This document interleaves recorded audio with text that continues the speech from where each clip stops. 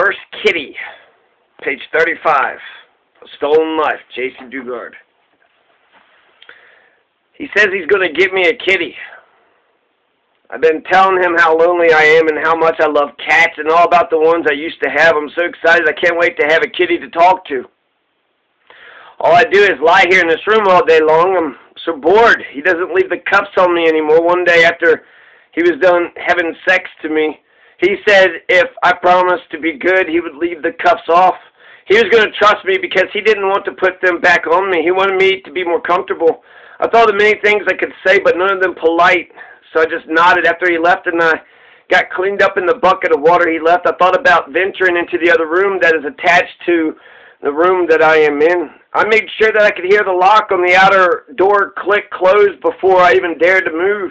Then I sat up and listened to all the sounds I could hear. Sometimes I can hear him coming even before I hear the lock. I can hear a lot of things that I never noticed before. I listen to the outside a lot. I hear the train, the whistle, and how it rolls on the tracks. I can hear someone mowing the grass. I hear birds, and I can hear airplanes overhead. I miss being outside. I'm so bored just sitting in here. I even miss brushing my teeth. Oh, what I would give for a toothbrush. I would never forget the time my stepfather Carl grounded me for not brushing my teeth. He believed in brushing after every meal. I admit I sometimes didn't brush after every meal. One day my friend Shawnee must have called and he picked up the phone without telling me. She asked him if she and her dad could take me with them to the movies. I guess he said yes.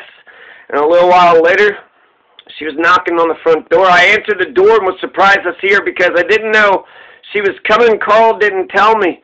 She asked if I was ready to go to the movies. She assumed Carl had told me about the movie and that I should get ready. Carl announced I couldn't go because I didn't brush my teeth after breakfast. He said he had checked and the brush was dry. I pleaded with him. I said I would go brush them right now. I said I brushed them when I woke up. I added I really wanted to go, and if I had known, I would have brushed my teeth, but he refused to relent, and I stayed behind with tears running down my face as Shawnee and her dad went off to the movies together. For some reason, that day sticks in my head. I'm thinking about it because I don't have a toothbrush, and I know Carl would be really mad at me given that I haven't brushed my teeth in weeks. It'd be funny to see the look on his face if I ever told him that. I do try to keep my teeth clean by using my finger to scrape off the plaque. It's amazing how much plaque actually builds up on teeth, especially the back ones. My tongue works for polishing too. I wonder if I'll ever be given a toothbrush again. I sleep a lot to pass the time. If I ever get to go home again, the first thing I want to do is hug my mom and never let go. The second thing I can't wait for is to run free. My legs are so cramped here. I miss being able to run outside with my friends. If I ever get to go home, I would love to have my own dog. If I ever get the chance, I will run along the beach with my faithful dog by my side. I'll take my dog everywhere with me and never be alone again. We will take long hikes together, and he will run by my side as I ride my bike.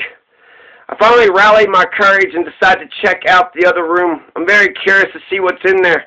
As I creep in, it is very dark. There are no windows that I can see. There's a drum set, and the microphone stands in the big, huge speakers throughout the room. Philip told me that he used to play music in there before I came.